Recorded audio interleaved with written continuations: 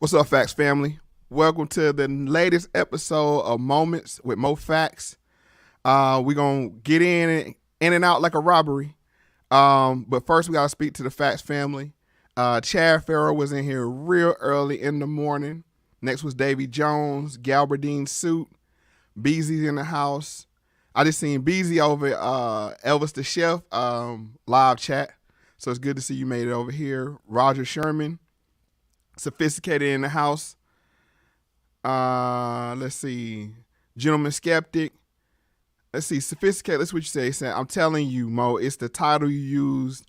It caused everybody who was going off the slap, but you went with the Everybody Hates Chris title, debating them in. Now others is using it. So it's good to be first. What's up, Psych L? How you doing? Amar G. Good to see you back again. Carl Bradley, Robert Morgan, how you doing? Daniel Pagan in the house, Storm Williams, Kay Davis. Good to see you and all the information that you sent me through Instagram. That's good to see you. Good to see you here. Kevin Cooley. He said, Mo, you just made people mad last night about no chill will. Don't give up, huh? we gonna see what happened. Gentleman Skeptic, Gold Bell. I don't know why I want to say Golden Bell, but Gold Bell. Daily Ruin, Slow Griff, NZ Priddle. How you doing? You was dropping them dimes last night too in the live chat. Fresh Linen, Terry Keller, Scam Baiter X. Got Fernando. Got a few more people came in here. El Gringo Matteo. El Gringo Matteo. General Soul.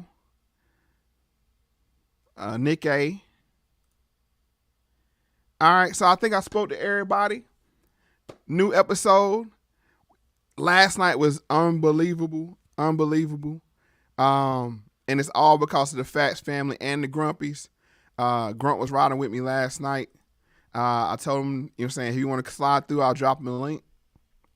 But yeah, it was great. It was a great experience last night. The numbers went through the roof. Hey, Latasha Jordan, Aaron Sneed, G-Men for Life. I want to make sure I hit everybody because all of y'all was in here last night, or most of y'all was in here last night, and experienced channel history.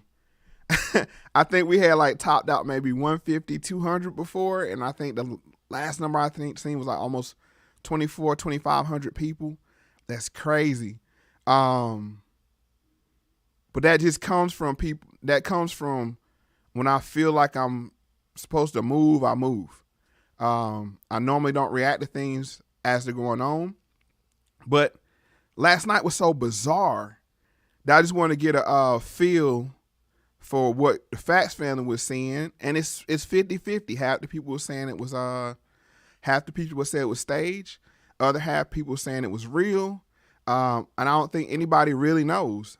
Yeah, it was fun. Yes, it was. It was fun. We had a good time, but tonight I want to talk about something a little bit more serious, and I'm just gonna look at this as if it's real. What's going on with Will?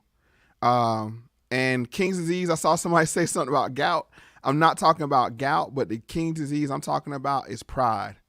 When you're the king, quote unquote king, it's a lot.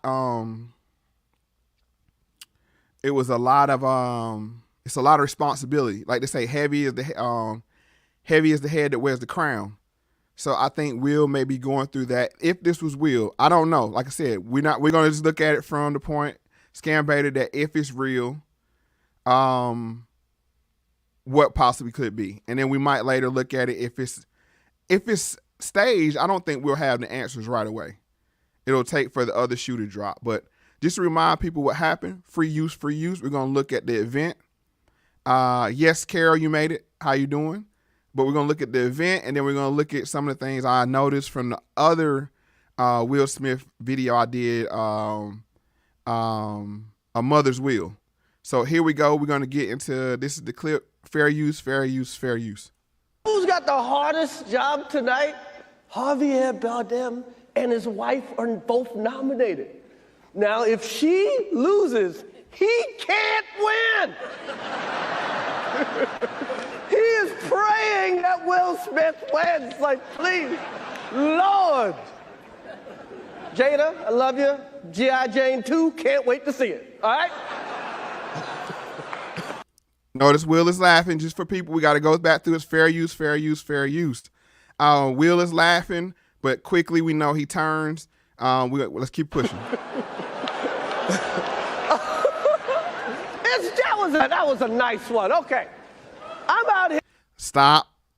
Live chat always makes me stop. Gentlemen, is this verified? Gentleman Skeptic says Chris Rock has a tour coming up called Ego Death. So maybe it was a humiliation ritual.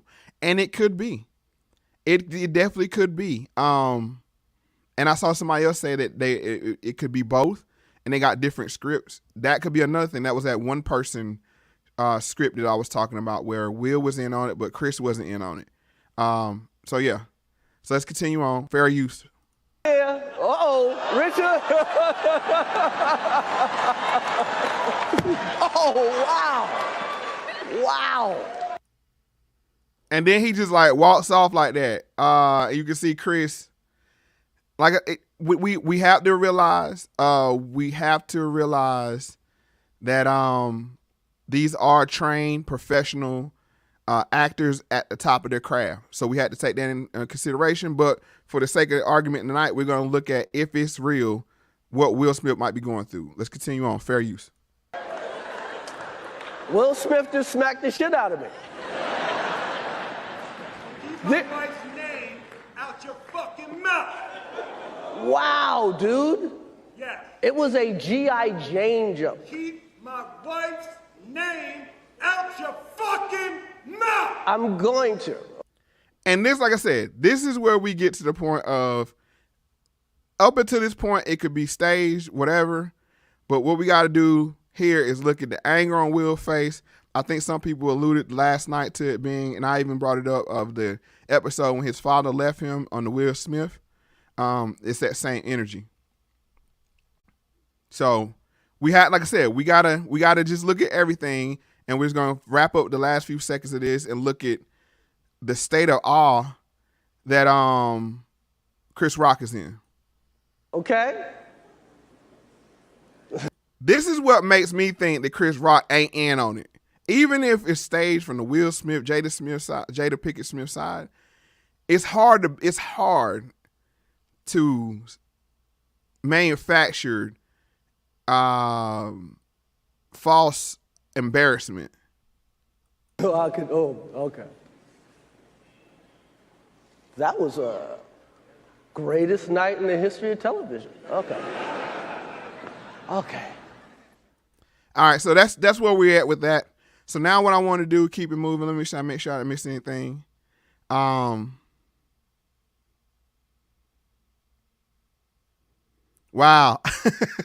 Wow. And that's the thing. Like, that's the point. Will Smith has been the punchline of many jokes in the recent news cycles. And so what we're going to do is look back here.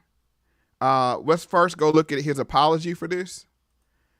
So this is from Deadline. Let me make sure I drop y'all the link. Let's see here. Make sure I get y'all the link. Links in the live chat for people watching on the replay. If you want to go see where I got that.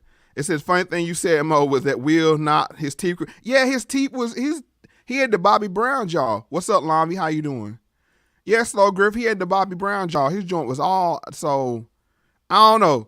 Chris, if it's staged, Chris Rock deserves best supporting actor in a drama. Because that was crazy. But what we had to do now is look at the Will Smith apology. And this is from the Deadline. And let me zoom in here so I can see it on my screen. And this is from his Instagram. He said, violence in all its forms is poisonous and destructive. My behavior at last night's Academy Awards were unacceptable and inexcusable. Now, I have to read this in the context that they are currently threatening to take Will's Academy Award away. So we had to look at it. We had to look at it from this standpoint. But continue on with his post. Jokes at my expense are part of the job, but a joke about Jada's medical condition was too much for me to bear, and I reacted emotionally. So let's get on this hair thing one more. Even though we know it's the third rail, we've seen where LeBron James, just for instance, has been the punchline of so many bald jokes and men in general. And I frustrated somebody. I think there may be a new person here. Of course, we had a lot of new people here in the comments, in the live chat. But with that said, men have been the punchline of many bald jokes. And I'm sure male pattern baldness comes from some kind of medical condition. So if it's fair game, what's good for the goose is good for the gander. Well, y'all going wild in the loud chat. So let's continue on. It says, I would like to publicly apologize to you, Chris. If that's the case, then he didn't give Chris a public apology when he was on stage accepting his award. He said, I was out of line and I was wrong. It's big of him to acknowledge that he was wrong. He said, I am embarrassed and my actions were not indicative of the man I want to be. Okay, I understand that. There's no place for violence in a world of love and kindness. Now he on his Dalai Lama kumbaya. You know what I'm saying? I'm sure he got that phone call from his agent. I'm sure Chris was on his phone with his lawyer like, oh, we looking for a huge payday. Because even though he didn't press charges, best believe me, there will be some monetary exchange going on here. And if not, then yeah. If not, you know what I'm saying, it would probably be some legal action. K. Davis says he didn't publicly apologize last night until after they told him he's at risk of getting punished by the academy. Right. He's looking at losing his award and possibly being banned from the academy. And I think he was aware of that because even in his speech, he acknowledged that he might not be able to come back. Right. Could be scripted, but we're looking at it from the point that if it's real, what's going on? And like I said, I'm on the fence. I don't know either way. And I think nobody really knows for sure what they witnessed. And that's what makes this probably the biggest entertainment story that we probably going to see in 2022. But let's continue on. He said, I would like to apologize to the Academy, the producer of the show, all the attendees, and everyone watching around the world. I would like to apologize to the Williams family and my King Richard family. I deeply regret that my behavior has strained what has been an otherwise gorgeous journey for us all. So it seemed like he gave more of an apology to everybody else than the man he smacked. But that's where he's at with it. So now we got to look at what I said last night. I think Will Smith was tired of being the butt of so many jokes. And after this, we're going to get into why he's been the butt of so many jokes. But I think if real, he's tired of being the butt of so many jokes. And he took it upon himself to take out his frustrations on whoever's there. It's like when somebody comes home from work and they're mad at their boss and they kick the dog. This was a kicking the dog kind of situation where, of course, we went through last night that him and Chris Rock and Jada, actually him and Jada have had multiple rounds ago, understanding on this issue. But Will Smith is tired, I would assume. And let's go see why. So this is the Red Table Talk from what we covered in the Mother's Wheel. And just to go see the kind of humiliation that he went through at the hands of his wife and on a public stage. Hell of a journey with fair me. use. Mm-hmm. Yeah. You know, there's people's feelings involved. Right. You know, it's healing that needs to happen. Yes, absolutely. So what happened, Jada? Okay, so I think of. See, and this everybody would say, "Oh, they're in the right." What entanglement, right? Everybody's like, "Oh, this is a consensual or mutual. They're in an open relationship." Then why does he have to ask what happens? And then why are they bringing all of this before public eyes? You know, that's what I find very strange. But we're gonna get more into that in 1 second. Let's continue on with what transpired between these two. It was about 4 years ago. Started a friendship with August. And we actually became really, really good friends. And it all Why? Yeah, thank you. Friends, yeah. And then why you had to stress really, really good friends?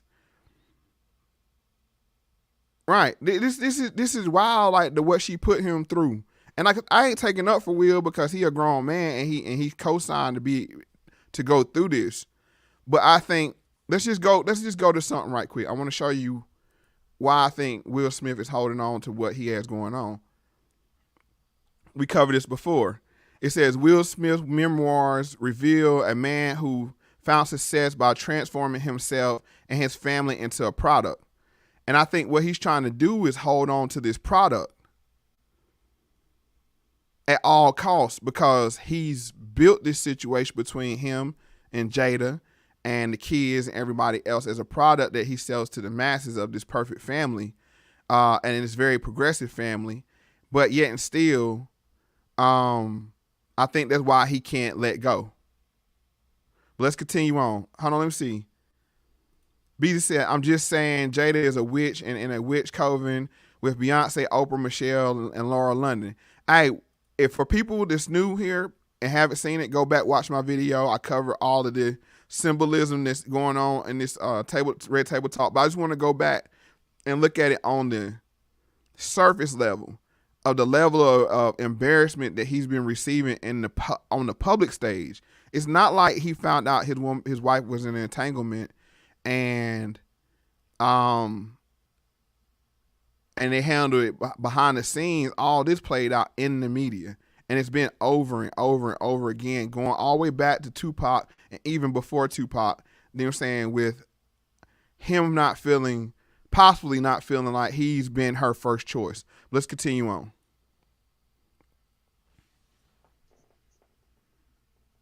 Me wanting to help his health, his mental state. And we found all those different resources, to help pull him through. And from there, you and I were going through a very difficult time. Yeah. That particular point in time, it was indefinite. Yeah. I really felt like we could be over. We were over. And then what did you? No, so she said we were over.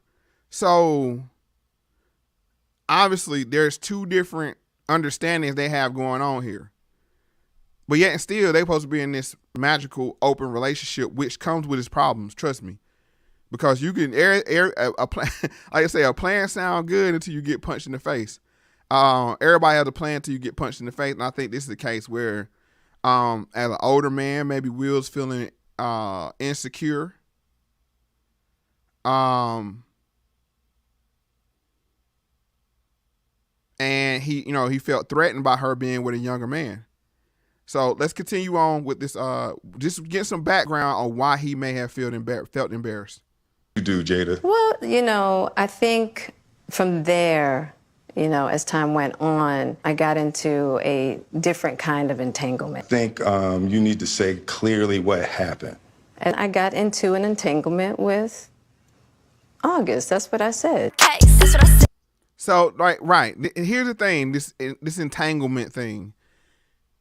You were sleeping with August Alsina, and obviously it wasn't consensual between you and your husband, and how an open marriage is supposed to work. From my understanding, open marriage is where both people are consenting to let the person go outside the marriage for sexual and emotional needs. Right. Yeah, right, Chad. You're saying CYA talking about we were over. We're going somewhere with this. Let's continue on. There's a few more minutes of this. An entanglement? Yes. Yes. A relationship? Yes, it was a relationship. Absolutely. We decided that we were going to separate for a period of time and you go figure out how to make yourself happy. I was in a lot of pain and I was very broken.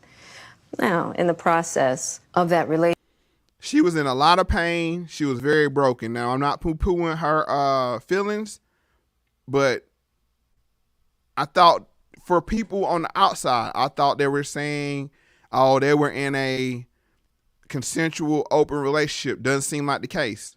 But this has been the excuse that the public has given her for her actions, all the while shaming Will Smith for her actions. She's escaped scot-free through this whole situation, and he's the one had to take the brunt of it. And I think what we may have saw last night was the final straw that broke the camel back. Thank you, K. Davis. K. Davis said he's being humiliated in just this conversation alone in front of millions of people, right? And we got to think once this happened, it went viral, and everybody has something to say about their relationship, and that weighs heavy. I'm speaking on the aspect of a married man. I'm speaking from the perspective of a married man. You can say all you want to, but if somebody knocking off your old lady, you ain't never going to be okay with it. Never. I don't care if you doing you and she doing her. When you find out she doing her, trust me. Trust me. You know what I'm saying? It's gonna hit your ego. And that's speaking from a man's point of view. And you can say all you want to, all that side strange sounds good, but when somebody, you know what I'm saying, is make your old lady happy, no way you're gonna be happy about it. Let's continue on. Relationship, I definitely realized that you can't find happiness outside of yourself. Mm-hmm. And luckily enough, you and I were also going through a process of healing in a much different manner. Mm-hmm. During that time, launched into an interaction with August. What do you feel like you were looking for? I just wanted to feel good. Mm-hmm. It had been so long. Mm-hmm. Why she say it like that? It's been so long since you made me feel good. That's how I would hear it. Let's let her finish. I'll back it up a little bit. But the way she stressed that alone, like how, as a man, you be like, how long has it been? I thought it was all good. But I'm saying also to say how this played into his. Oh, right. She hit him with the monster ball line. I just want to feel good. Man, that's crazy. That's craziness. But let's continue on. Let her explain how she hadn't felt good in a long time. And the only reason I'm playing this is to get the mindset of Will Smith, how he's been drugged, and I gotta blame him. Because he has the means to move on. It ain't like they got, you know what I'm saying, they need both their jobs and house to keep what they got. He could have easily moved on. He signed up for this to keep the product going, which I said before. Let's go back to once again. Will Smith, found success by transforming himself and his family into a product. And he did at all costs to keep the product afloat. Feel good. Mm-hmm. It had been so long since I felt good. Right. Husband, now I got to be with you at the press conference while you tell the world about your transgressions. Now, see, she laughing, but and we all laughed along, but it's never funny when it's a politician and they had to bring their wife out and they have to sit there in a state of humiliation while their husband, the politician, goes through, drags them through with them their indiscretions. See how that works? That's why I brought up the hair thing as well. It's funny when men are bald. It's funny when the man is the one being drugged through, but for the woman, it's like, no. Oh, poor her. Look how she's being made, you know, the whole Kobe Bryant and Vanessa thing, the whole Hillary Clinton, Bill Clinton, the whole, just fill in the blank with all these politicians and celebrities when it's the woman that's being cheated on. It's not a laughing matter, but it is in this case. Let's continue on, though. Fair use. Well, I love. Look, and she keep keying it. Look how she keep. This is enough to make it go crazy. I love my baby. I'm gonna stand by my baby no matter what. You know, I definitely understand why it would look that way or feel that way, but I actually don't look at it as a transgression at all. Through that particular journey, I learned so much about myself and was able to really confront a lot of emotional immaturity, emotional insecurity, and I was really able. Right, Beezy, hold on. And like that laugh, like that, like, thank you. He said, nah, she laughing about good times of being smutted out. That laugh could be considered like she's reminiscing, going down memory lane of the good times she had and living through it through memory. That's what I took away from that laugh, and it was just more for him to have to relive that same thing again. But thank you. Hold on. Did somebody say? Somebody said you got to have a show called Fair Use. I might think about that. But yeah, fair use. So we don't have any problems. Let's go ahead and wrap up these last few last minute or so of this clip. To do some really deep healing. It was really a joy to just help heal somebody. Yeah. Because I wasn't sure I was ever going to speak to you again. I know. Yeah, like the fact that I'm speaking to you again. Look, and the whole time she smiled. Look at. Hopefully you can see her face. She's smiling and cheesing, and this man talking about never talking to her again. And then the fact that he got to go sit beside her at the Oscars after all this transpired, it was only in my perception, he was dealing with a. She was dealing with a. He was dealing with a short fuse that was lit. And let's be respectful in the live chat and not use, you know what I'm saying, so you know what I'm saying, certain language. Cause we do have a mixed crowd here.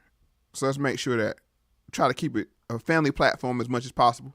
But let's wrap up here.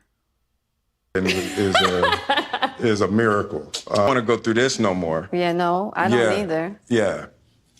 I'm gonna get you back first. And then You gonna get me back? I think you got me back. I think you. Now he laughing. See. Now see he was playing the victim at first. Now he's laughing because he knows he was been doing his dirt too, but it ain't the same. And I said this before in the other show, not the last show last night, but the one covering this topic before. It's not the same. I don't care how you say it. It's not the same. It's not.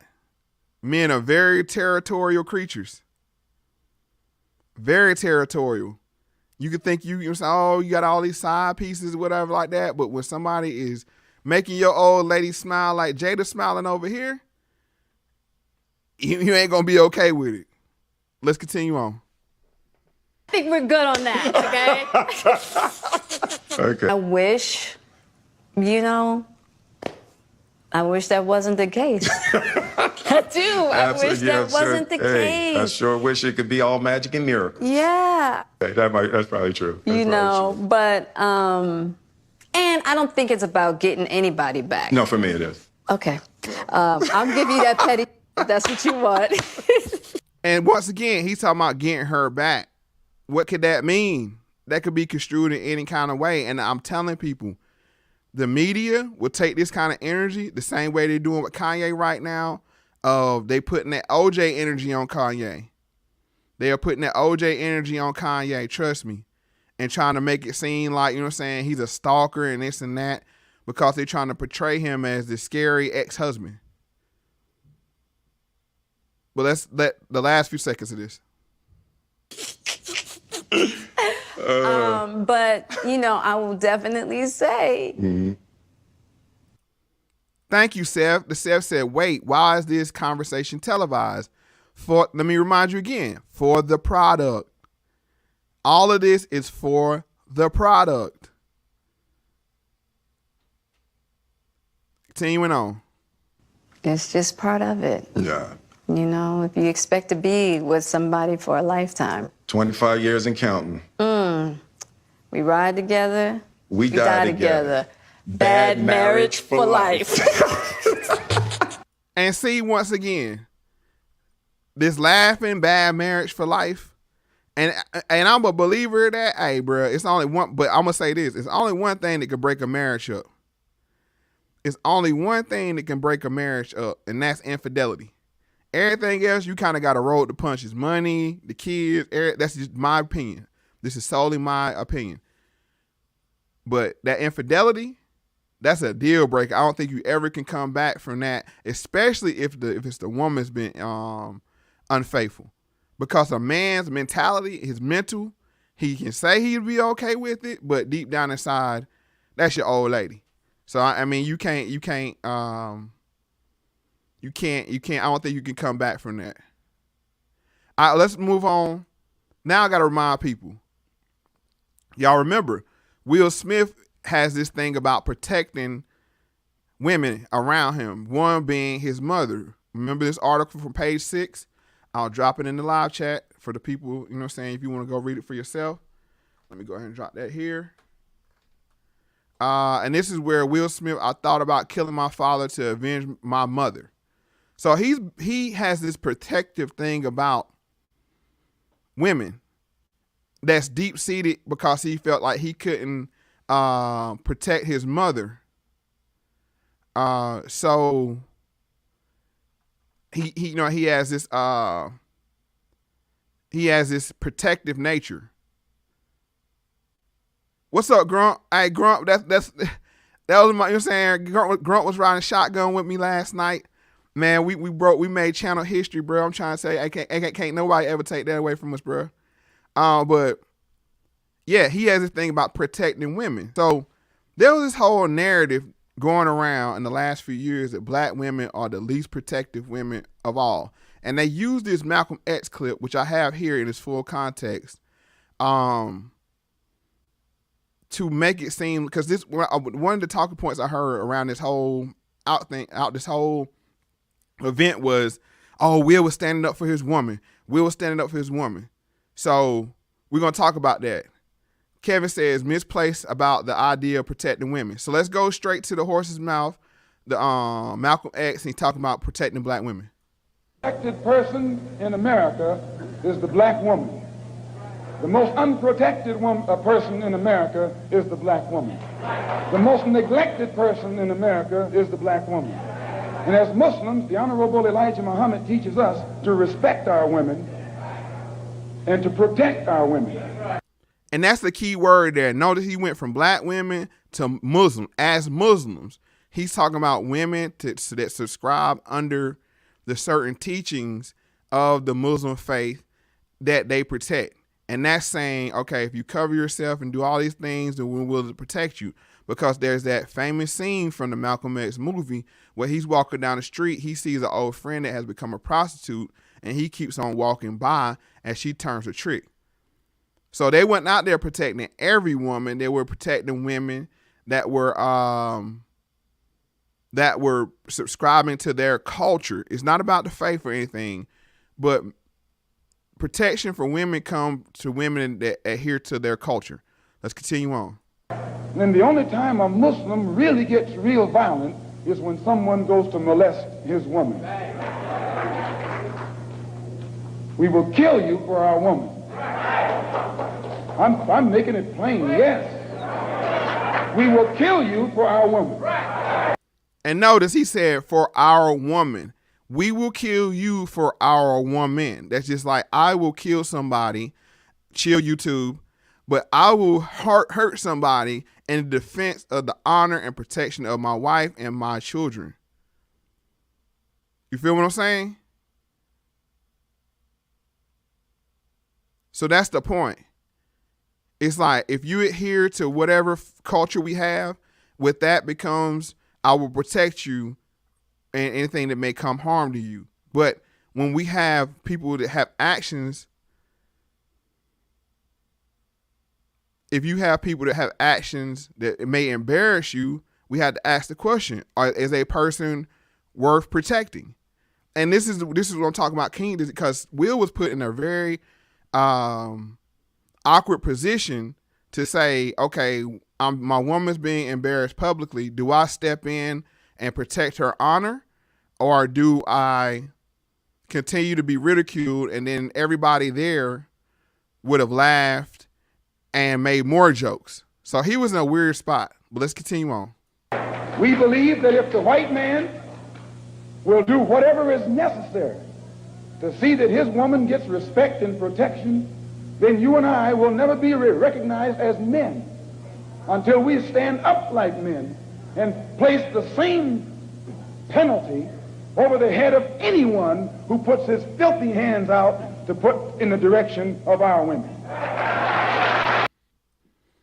So that's Malcolm X. Sorry about that. That's Malcolm X in his famous speech. So now we got to go and look at something else.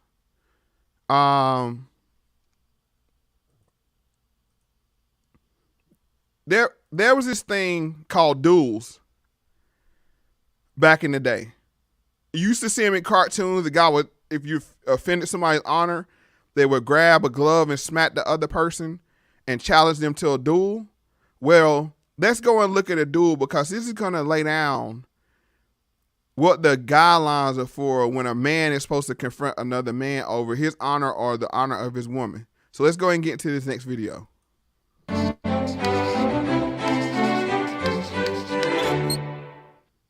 Hi, I'm Jonathan Strickland. This is Brain Stuff, and today's question: how do duels work? The English word duel seems to come from cramming together the Latin words duo, meaning two, and bellum, meaning war. Duellum, or eventually just duel. So a duel is combat between two people. The duel of honor was a specific cultural practice taking place mostly in Europe and the Americas, starting around the Renaissance and fizzling out in the early 20th century. There's no one list of universal rules, but there were some especially popular guides. For example, the Irish Code Duello of 1777.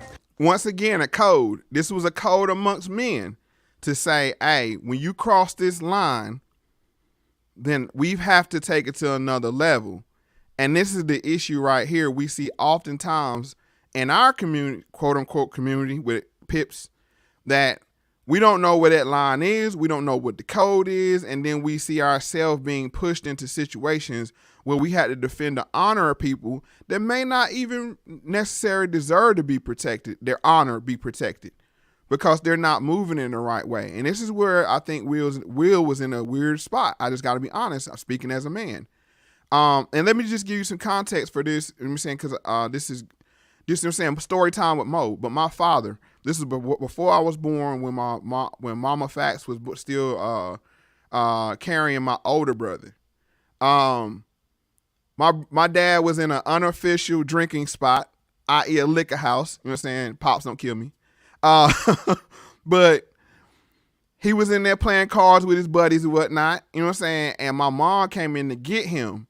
And my mom, a man made an offensive remark to my mom. And my dad took a bar stool and, you know what I'm saying, took it to the dude, because he felt like his wife and his honor had been disrespected to the point where he couldn't go home with that woman and still be looked at as a man by her.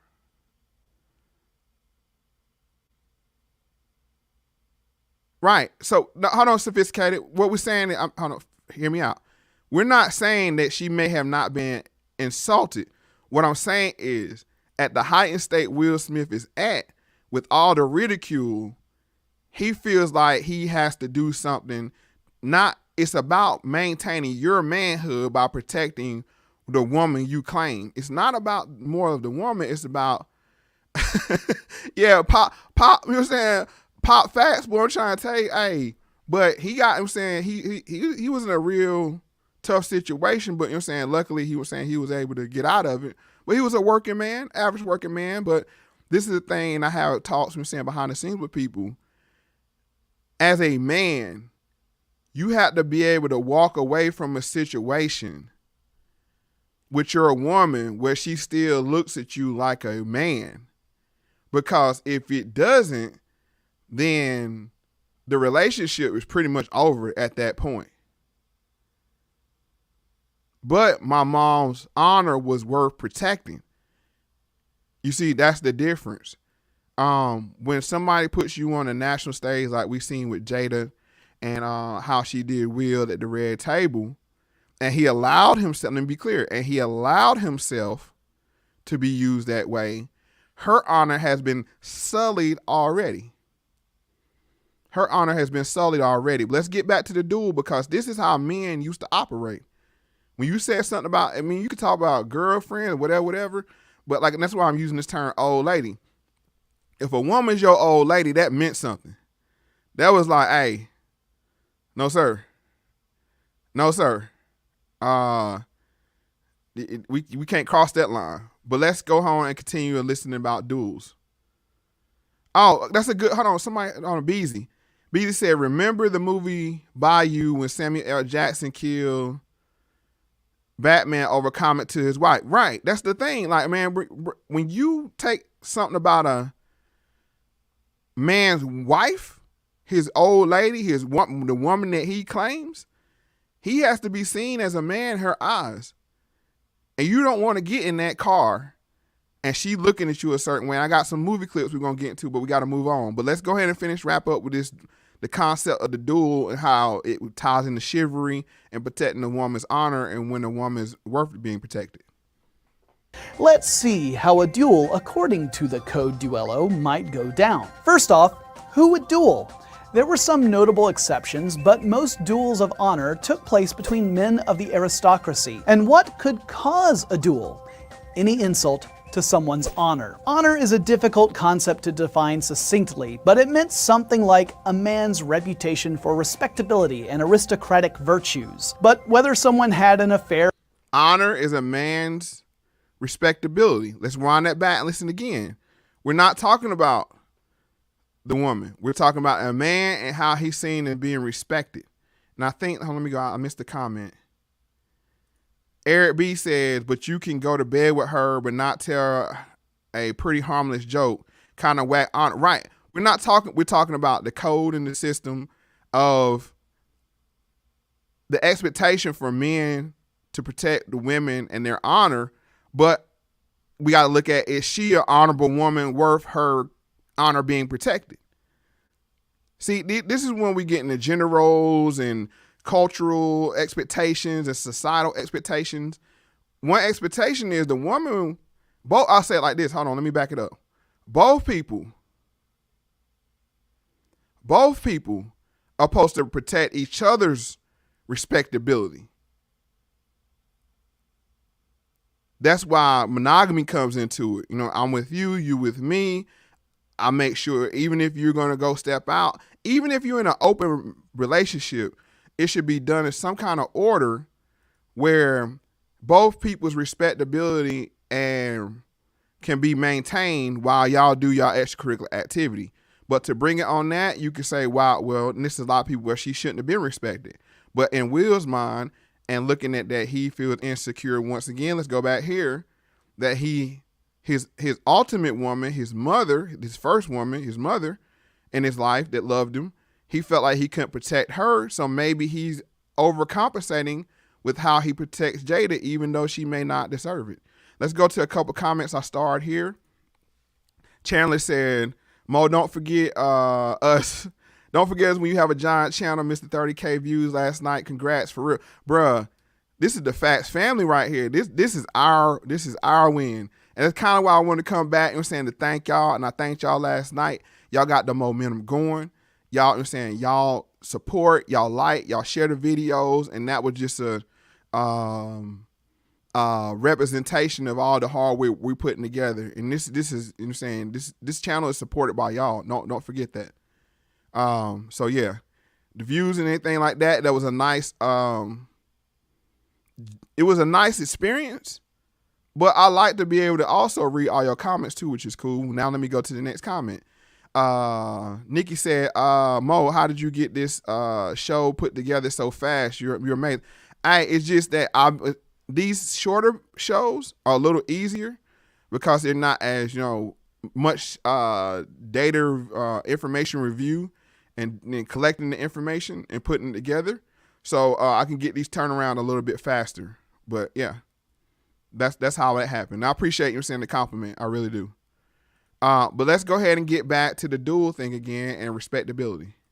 reputation for respectability and aristocratic virtues. But whether someone had an affair with your wife or simply made harsh jest of your new powdered wig, honor was on. See, have an affair with your wife. And this is what's crazy in this society, that doesn't mean anything anymore. Like when you used to offend a man's wife, those like even in my dad's era, that dude got the business because he offended my mother. And that's how it should be, but we got to ask yourself this. You got to ask yourself this. When we let society deteriorate, is the same expectations for protection there as well. And I would love to hear from, maybe we have a call-in show. I want to hear that from the women. In society today, do we think women should have the same protection? Of course, we're going to protect them in violent situations, but their honor, do the same, deserve the same protection if they're not presenting themselves in the same manner that maybe of generations past. Let's continue on with this, once again with the duel video. Aristocratic virtues. But whether someone had an affair with your wife or simply made harsh jest of your new powdered wig, honor was on the line. And according to the 1824 British Code of Duel, honorable men were not only expected to accept duels when challenged, they were expected to demand them when offended. So, the offended party issues a formal challenge. Depending on the offense, the duel might be averted by an apology. If so, the two parties have to apologize for their offenses in the order they were committed. But according to the Code Duello, some offenses to honor couldn't be fixed by apology alone. So a personal insult? Maybe. But a punch to the nose was a point of no return. You pretty much had to duel to repair your honor. Duels could involve any number of weapons, usually chosen by the person being challenged. In France in 18... All right, so that's all I want to get from the duel there is, it's a way that Will could have maintained his honor and not display the thing that he displayed, but I think he wanted to send a message in a way. And he found an easy victim. This is what I don't respect about the situation. He found an easy victim. He found Chris Rock on the stage and he took out, this is my perspective, he took out his frustrations on Chris Rock that he had for everybody. Right. Allow Thunder's message, right, on a global stage. And there may be a reason for that. Maybe he needed her to see him that way. So now, right, it was a soft target. Thank you, DMW. So what I want to do now is I want to go into some movie clips. Hopefully, fair use. They don't give us any trouble behind this. But this is from the movie Crash. Do y'all remember Crash? Press 1 if y'all remember Crash while I read through some of these comments. So make sure everybody remembers this movie. So just in case if y'all remember or not. Mobots. y'all wow. So everybody, most people in here remember Crash. There was this scene where the man gets pulled over, played by Terrence Howard, and he's pulled over by the cops, and a level of disrespect ensues. So let's pick up from there. Let's go. Fair use. On your right foot, touch your nose with the index finger of your left hand. Let me explain what's going on here. Terrence Howard, he plays a role of a celebrity, some kind of Hollywood exec, and he's pulled over by the cops, and this cops is giving him the sobriety test, and something off is going to transpire. Let's continue. I told you he doesn't drink. Ma'am, I'm only going to tell you one time to stay in the vehicle. Man. Honey, I'm okay. I got this. Don't you man me. Who the hell do you think you're talking to? Look, officer, my wife has had a couple drinks. Both of you. So Terrence Howard is trying to defuse this situation while his wife is trying to escalate the situation. And we're going to see how this transpires with the police. Turn around, put your hands on top of your head and interlock your fingers. No, wait a minute. We're only a block Hands away on from your our head, house. interlock your fingers. That's hands not on even your head, necessary. interlock your fingers. Look, I'm Here a we go. television director. Wait, What did I me just and my tell wife you? are just coming home from an Get your award hands show. off Calm him. down. Calm down. There's nothing wrong. Put your hands on top of your head, ma'am. Will you just do what he says? See, she turned up the set when he was trying to handle it. Right, right, Grunt. This scene is tragic, and I want to warn people. It may have something that you may find troubling. So just to warn people, trigger alert warning. Gar says, Mo, you should do an episode on Crash. It's the most polarizing Oscar-winning movie probably made in recent time. Yeah, it was very polarizing and traumatic. All right, so let's continue on with what happens here. Put your hands on And you top of keep your your head, filthy ma'am. fucking hands off me. Stop fucking pig. Christine, just stop talking. And if you remember, this was also how it played out in the Queen and Slim situation. Remember, the male was playing, you know what I'm saying, being cooperative with the police, and Slim was being cooperative with the police, and Queen gets out the car and saying turns it up with the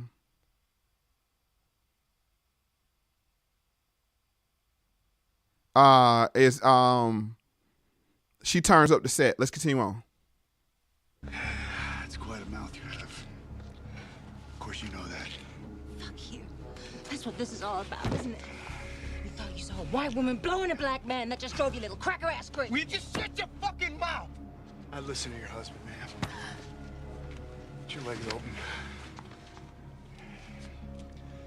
Fair use, just so you two don't get on me. I'm gonna stop it for a second. All right, fair use, continue on. Now, do you have any guns or knives or anything I might get stuck with? I'm wearing a cocktail dress. What do you think? Be surprised some of the places I found weapons. He's clean. What do you think we should do about this, Mr. Thayer? My partner and I just Trigger witnessed warning, your wife trigger performing warning. fellatio on you while you were operating a motor vehicle. That's reckless endangerment, which incidentally is a felony. Right, pause. Thank you. But we seen what we need to see here. You can see Terrence Howard. Thank you, Daddy Ruin. He said, "Cock grabbing your woman.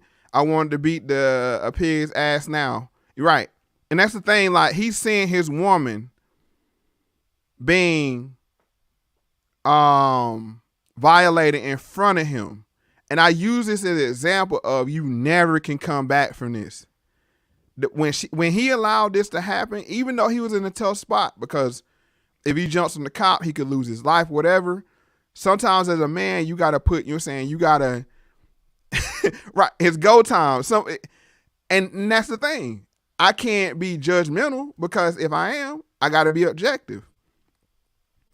Sometimes you just got to, you know what, I have to stop this, nip this in the bud right here. And maybe that's what Will was going through. I have to nip this in the bud right here, because my respectability has been damaged so bad that, you know, he wasn't thinking logically. Right? All right, so I don't think we need to see any more of this. I think you're saying, let me see. Let me just go fast forward a little bit. I don't want to traumatize people too much. But basically, they let him go, but it's the damage is done. Man's apologizing, Tommy. I think we can let him go. Don't you? Let me back it up a little bit. I think he actually made him apologize. Man's apologizing, Tommy. Hold on. Look, we're sorry, and we would appreciate it if Fair you use. let us go with a warning, please. You see that look right there, fellas? You see that look right there? That relationship is over right there. That relationship is over right there. At that moment. Right, Matthew. It's a no-win situation. Grunt says, you see how she looks at her husband. Oh man, he took a permanent loss. Right. There's no coming back from that. And I'm just saying, just using this as a parallel or a representation of maybe what Will Smith was looking at. You embarrassed my wife on national TV for the world to see. I have to do something. Or I'll get this look right here. Let's continue on with the last few seconds of this. Man's apologizing, Tommy. I think we can let him go. Natasha says, how can you expect anything else? I wouldn't blame my man for that. But as a man, if your role is a provider and a protector, if you can't protect them or they don't feel protected, then it kind of ruins the whole situation. And I'm not saying he was right or she was wrong, whatever. I'm just saying events can happen that puts you in a weird situation where you had to take some wild action, but it's to maintain your respectability and your manhood and the fact where a woman continue to always see you as a man, your woman. And that's the thing. Too many people are worried about people on the outside. Too many people are worried about, I'm going to say it again. Too many people are worried about the people on the outside. Is your woman can still look at you or your man can still look at you as a woman. Jada should be looking at the same situation. By me doing this, my entanglement will still look at me as his woman.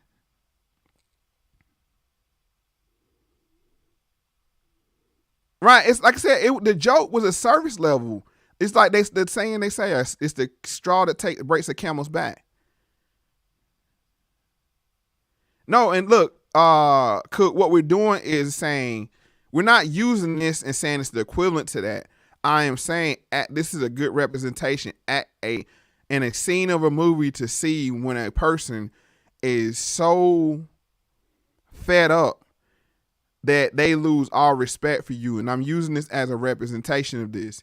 And that's the point of what we're trying to do here.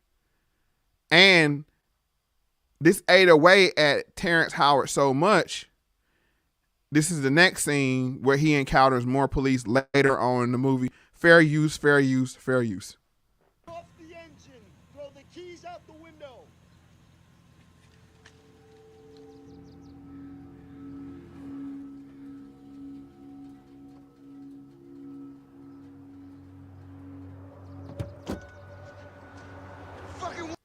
Thank you, Amar. Amar gets it. You know what I'm saying? It's not about the severity of the offense.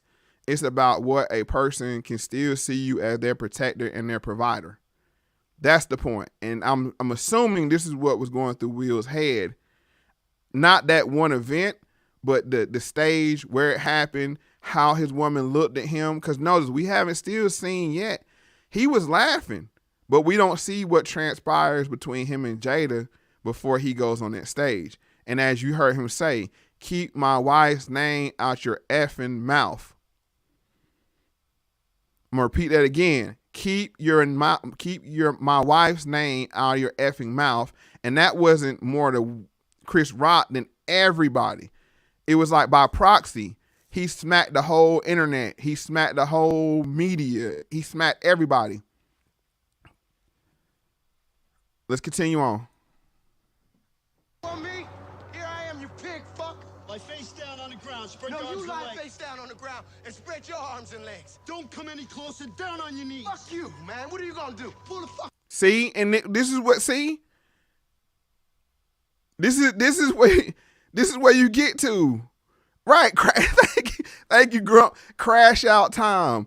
You done lost it all. You done lost your woman respect. You done lost it all.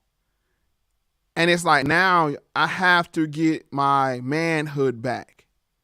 And there's a racial component to this. I'm not going to get into it tonight. I'm more going out the gender thing, but there is a racial component to this. But at the end of the day, as a man, if my wife honor has been offended, I have to live with her for the rest of my life. And I got to make sure that is secure first. Right. Thank you, Sophisticated. He said, bruh, at this point, he didn't want to live anymore. He wanted to die. And what we call it around here being passively suicidal. This is a real thing, being passively suicidal. Right. Thank you, gentlemen. Nothing more dangerous than a man that has nothing to lose. And that's why I'm worried about Will. Will has been dealing with childhood trauma with his mother, weight gain, childhood trauma, public humiliation at the expense of his wife, more trauma, more jokes, everything. I mean, his career is not necessarily where it used to be. You're getting older. Men deal with that. It's very seldomly talked about. But men dealing with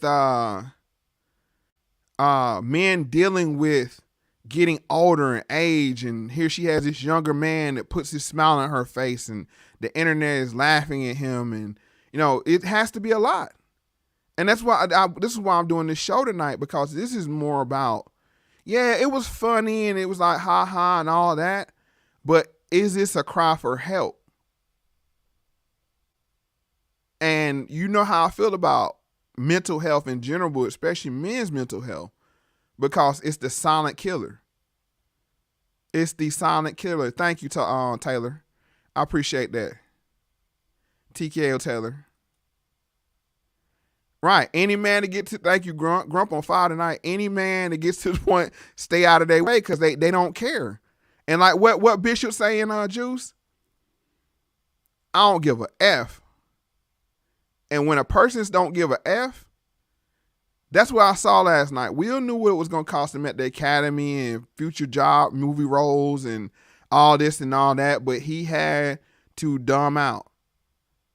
He had to dumb out to save some kind of, and we're taking this from the perspective of if this is real. We always know there's a possibility that this is staged, but we had to look at it from this point. But let's continue on with the crash scene.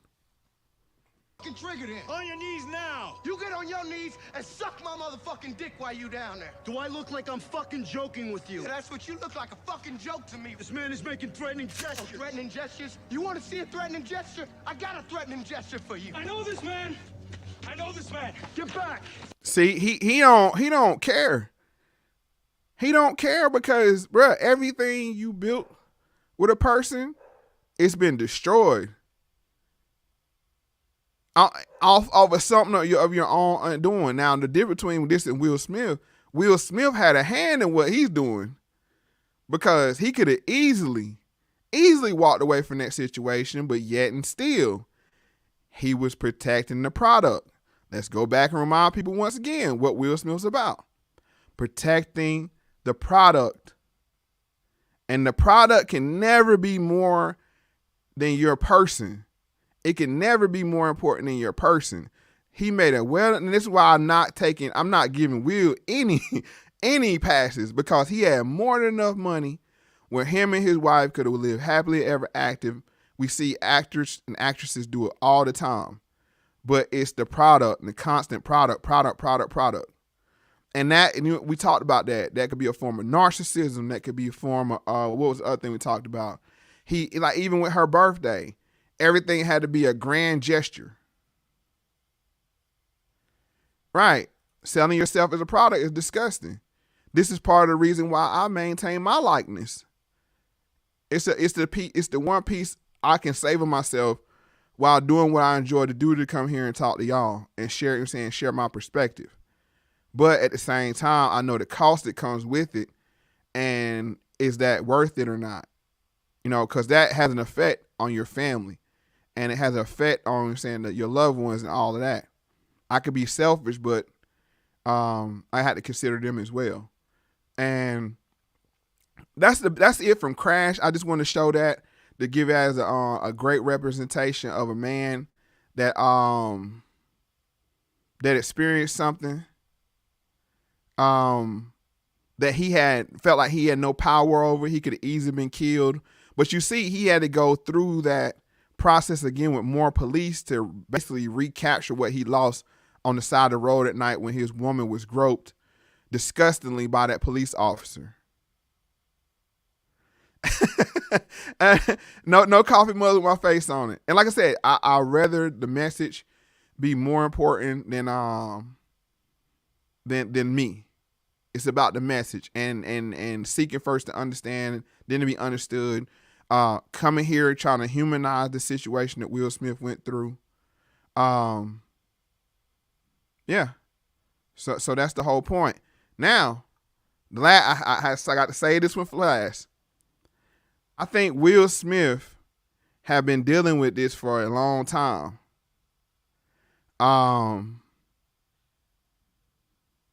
And living in the shadow of Tupac, because Tupac and Jada Pinkett were on different world together. And I have this scene that played out. His name is Piccolo on there. Her name is Lena James. And I think this is representative of what Will was going through. And I think this character that I'm going to show you is a composite of Will Smith and one Grant Hill. For a lot of people, they don't know that Jada Pinkett's first boyfriend that she took home was Grant Hill. And the reason why I knew this was, where's that? Hold on. What happened? Oh, here we go. I thought I had lost it. Right here. Essence. Jada Pinkett Smith says Grant Hill was the first boyfriend she brought home for the holidays. So the reason why I knew this was Grant Hill was playing in Durham at Duke. And it was a big deal. I think she was there recording the movie. What was that movie called? It was a football movie. I can't remember the name of it. I think The Program, it was called The Program. Don't hold me to that, but I think it was a program. But she was dating Grant Hill. So she always had a quote unquote good guy and a thug. Right? Grant Hill moved on to be with Tamia, and Will Smith slid into that good guy spot. And now we're going to get into the different world. And I pray they don't mess with me. YouTube, this is fair use, fair use, fair use, fair use. We're going to see y'all pay attention to the composite character of Will Smith and Grant Hill juxtaposed against Piccolo, aka Tupac, in this different world scene. Let's go. Fair use.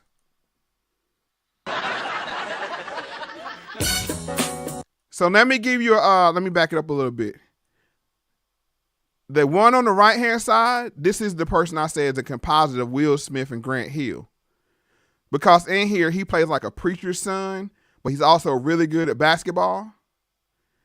Of course, we know this is the late Tupac Shakur on the left-hand side, and he plays an old flame of hers that comes to visit her at college, but she's dating the new guy. Yeah. So thank you, The Program. Right, thank you, Grunt. Thank you. So we're going to see this play out because Tupac was very disrespectful to this character that was her current boyfriend. Let's continue on. Yes, it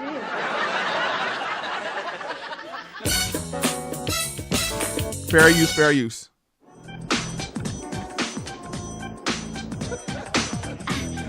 So if you notice, you're going to notice, allegedly, late Tupac. I see what you did there.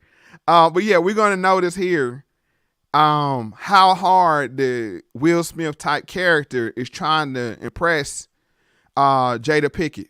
Let's continue on. I think my throat is parched. I better get something to drink.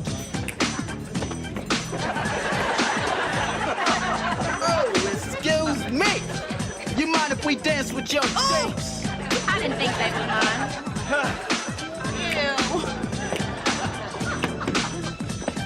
Ew. Dorian, what is wrong with you? So, see, Dorian here, he feels insecure about the attention that she's giving Piccolo, which I don't understand why she would invite Tupac down there to visit her if she, quote unquote, was dating somebody. right? Let's say that again. He feels insecure, so he's acting out of character to, you know what I'm saying, to basically let her know that he could be a tough guy as well. But it's out of character for him. Let's continue on.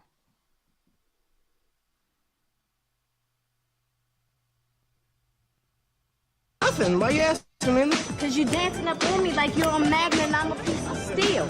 Lena, can the guy get close to his girl on the dance floor?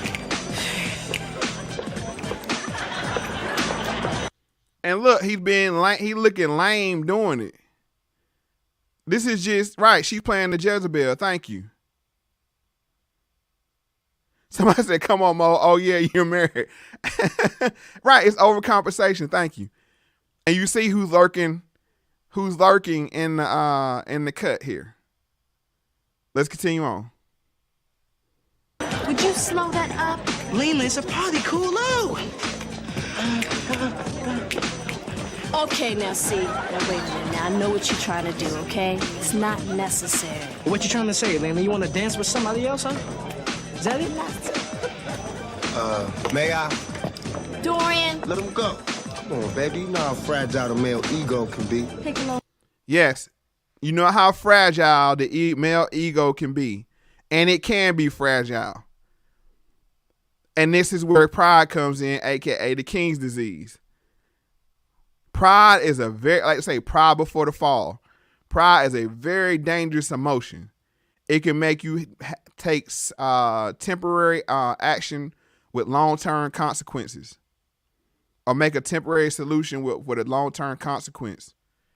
And you see, notice in this, right? Thank you.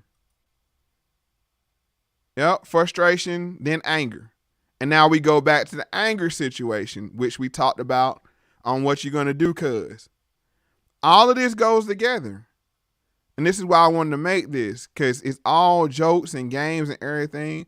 But was that a cry for help last night? And everybody kind of looked over it and maybe like it's a joke. I'm sorry to hear that, Amar. I'm sorry to hear it. I'm sorry to hear that. Well, everything works out for the good. But let's go ahead and listen to the conversation between Piccolo and Jada.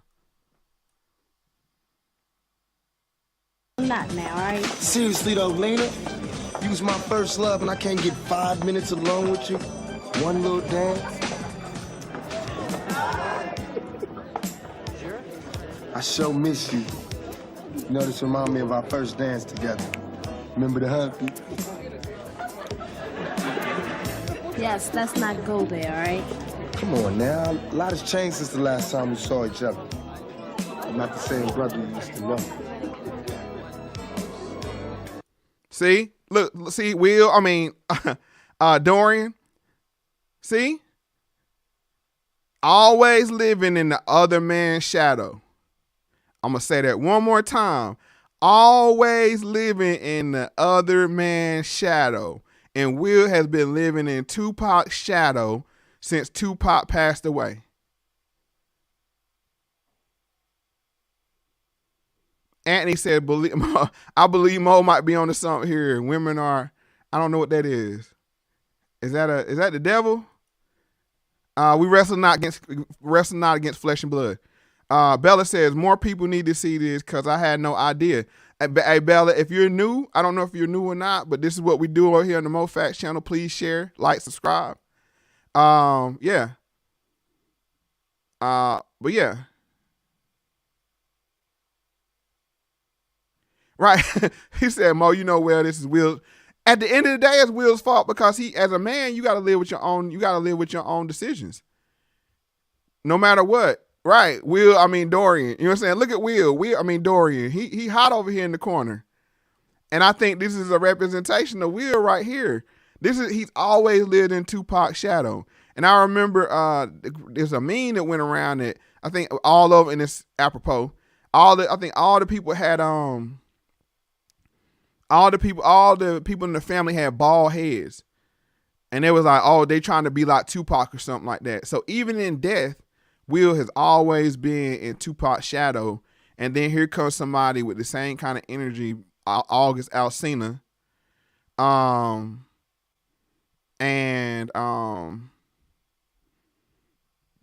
probably put him back in the same mind state. Continue on. Look the same to me. Well, I'm not. I've been really getting it together. I realized the street life ain't really hitting no more. It took you this long to realize that, huh? Homie Rico got smoked. And Rodney, look.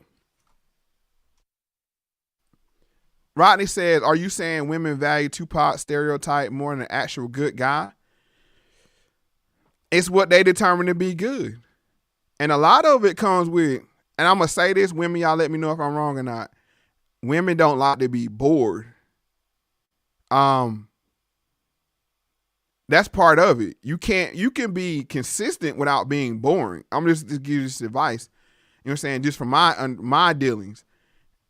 Be consistent, but never become boring. Because when you become boring and predictable, you're going to lose their attention. You're going to lose their attention 100% because what we find pleasure in routines and patterns and systems and things like that, that becomes boring to them. So and they have a word called spontaneous. They say don't lose the spontaneity, right? So it's not about good or bad or anything like that. I think the quote unquote good guys are predictable, which that's a good thing when you become consistent. But when you become predictable and quote unquote boring, then that's just, you know what I'm saying, where you lose, you know what I'm saying,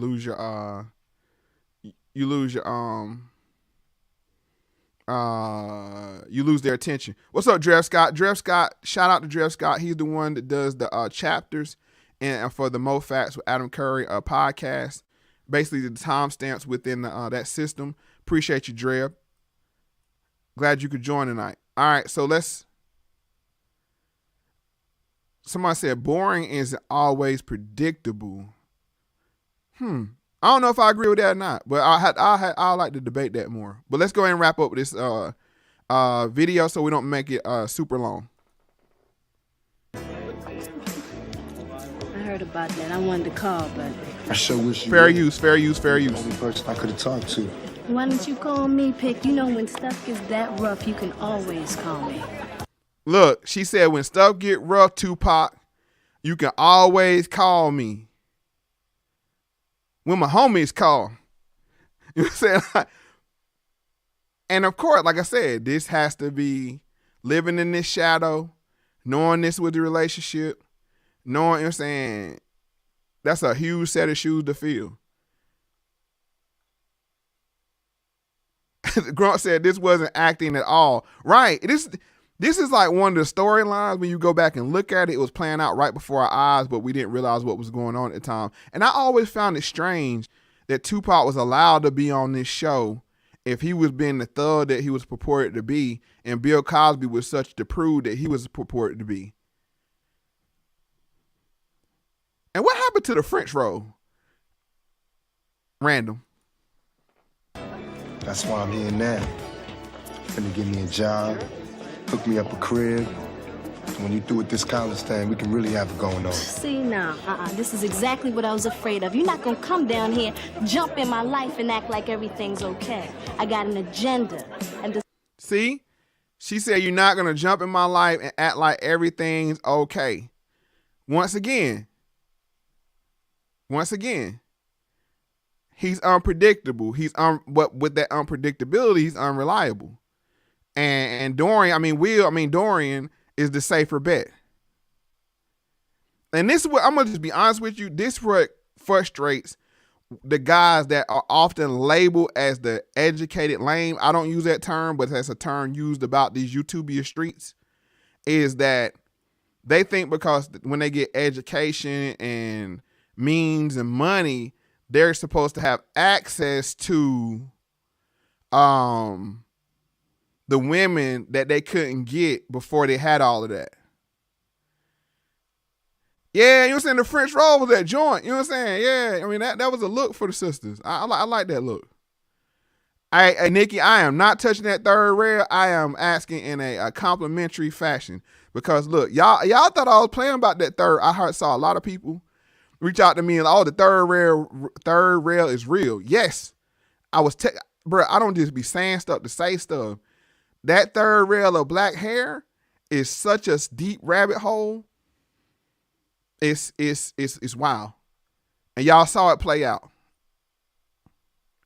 Let's go ahead and wrap up. Girl said, no, we going there. We'll come back to the quote unquote educated lanes or quote unquote nice guys at another time because this will end up being a 3-hour video. But I'm just saying, like, they feel entitled to the women that they couldn't get because they feel like they have money now. But they'll be sitting back in the corner looking like Dorian, chewing on that straw, frustrated because she really wants Piccolo, but she wants a upgraded Piccolo. And this is that thing, what they call potential. She sees the potential in Piccolo, and she wants to realize that potential. Hey, look, y'all ain't getting, bruh. That black hair third rail is so real because it's so much baked into it. So much baked into it. And that's where culture really plays a crazy role in expectations and beauty standards and all that stuff. But I digress. Let's finish up. Despite what you might think, I got a man. You got a man? Where? Oh, you mean this man over here? Why you hugged up with this man over here? Talking about he could call you at any time? If he was your man, you would have left Piccolo standing there and followed your man wherever he went if that was truly your man.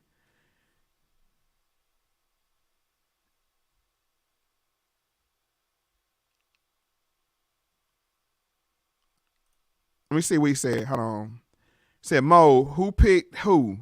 Jada picked Will or Will picked her? Obviously, she picked Will. I mean, Will wanted her, but she chose to be with him because she know that was the better, thing for the relationship. I mean, for her career, I would say. Right. And Dorian, he lurking in the cut. Thank you, K. Davis. He lurking in the background, waiting for his shot. But his shot relies on if Piccolo does the right thing or not. And you should never, ever be somebody's second choice. For the young men out there, never, ever be somebody's standby. Never, ever wait for somebody to clear out the spot for you to step in. That's lame stuff. Now that's real lame stuff.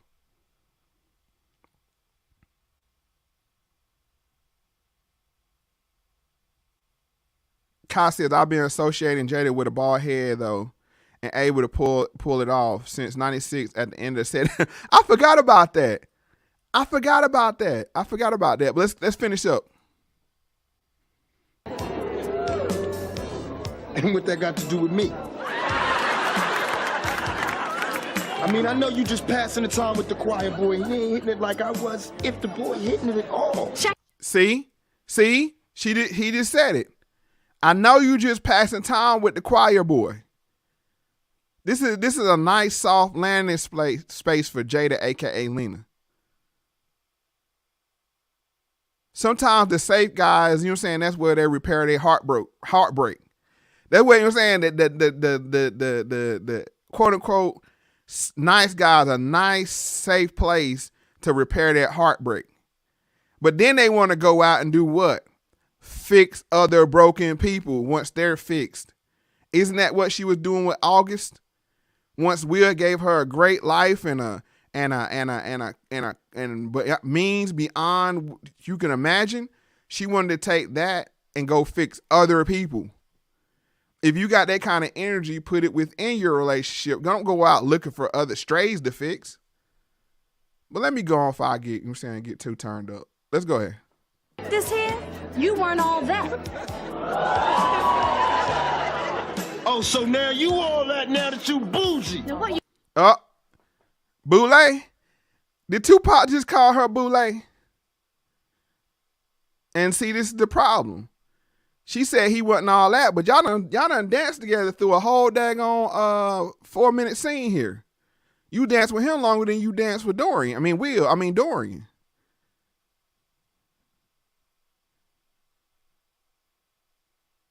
Right. Let's go ahead because it's about to get interesting here in a second. I'm just letting thank you, Ty. Thank you, man. Hey, bro, it's all, bro. They play this stuff out, and it's just go to show you what did we really see last night. What did we see last night? Yes, slow grip ego especially a man's ego is a very fragile thing. Very fragile thing. All right, let's go ahead and see what transpired between Will and Dorian and Piccolo.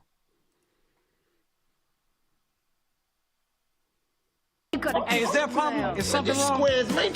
What you want, quiet boy? Lena told me you ain't doing the right thing. Yeah, stand there with your mouth open, punk. Hold on. Lena told you what? Lena told Piccolo Dorian ain't doing the right thing. Why is Lena talking to Piccolo?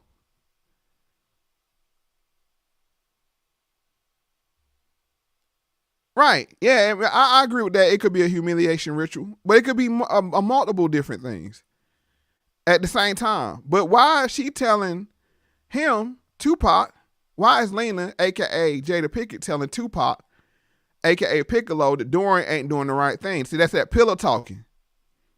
And Dorian should have exited stage left right then. Like, oh, you having conversations behind my back. Okay. The same way Jada was having pillow talk with August Alsina. It all tied together, folks. Let's continue on. Let your woman handle your business. What you gotta do? Hey, Piccolo, man. Hey, man, why don't you punk up on me? See, that's Will. See, Will. See, that's Will right there. That's Will right there.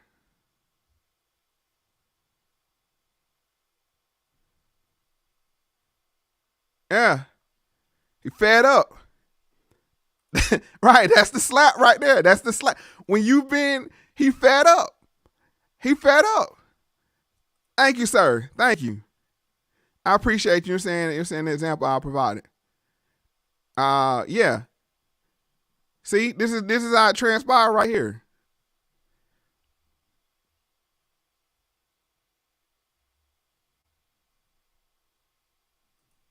Thank you. Let's continue on.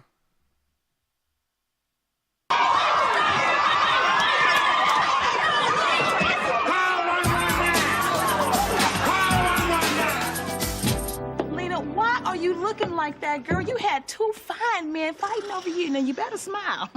But it's something about that Piccolo. I can't put my finger on it. See, you got two fine men fighting over you.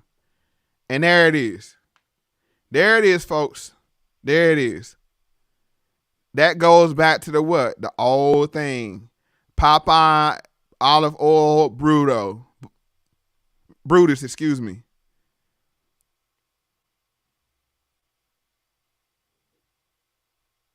Carl says, Mo, you said Richard may have been Will's MK Ultra last night.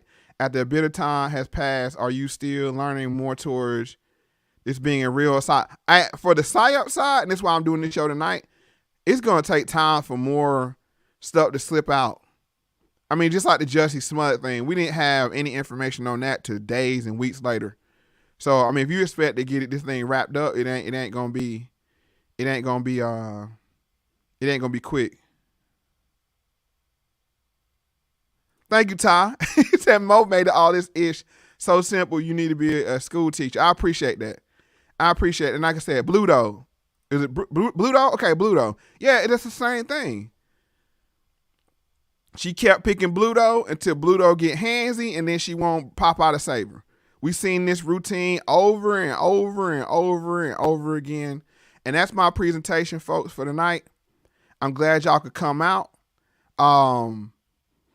These shorter videos, they have a quicker turnaround time, so this is something I might continue to do.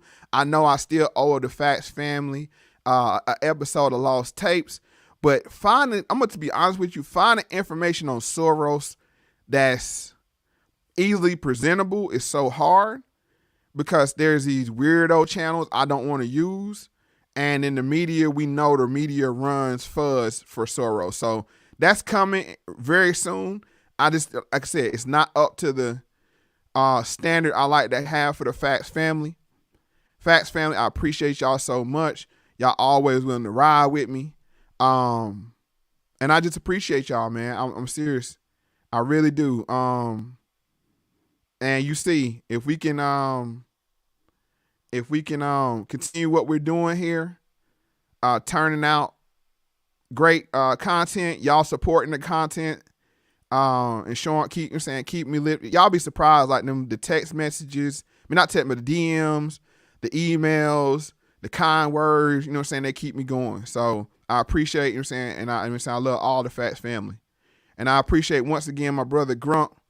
Hey, bro, like y'all don't understand the plotting and the strategic decision that we just go over constantly. Me and him constantly talking to make sure we bring our channels the best content possible while still being not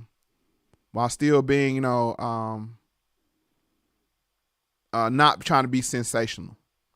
And with that said, as I always say, pay attention to everything and the truth will reveal itself. Good night.